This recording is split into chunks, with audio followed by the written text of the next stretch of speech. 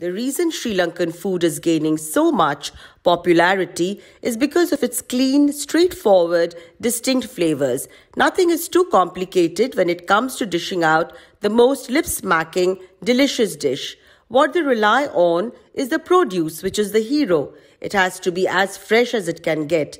You'll be surprised at how the simplest of dishes taste absolutely amazing. Hello, Namaste Salaam, Sri Akal.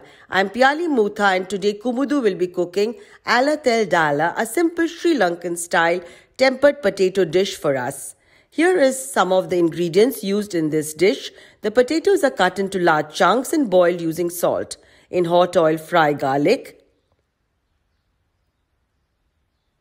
Add onion roundels, chillies, cinnamon, curry leaves, pandan leaves and fry. Now add salt, crushed red chili powder, turmeric powder and mix. Add the boiled potatoes and coat them with the spices in the cooking vessel. See how Kumudu holds the vessel and with a brisk movement flips the potatoes around and coats them with the spices. You can also add Maldive fish to Ala Thel Dala. This dish is simple yet yum.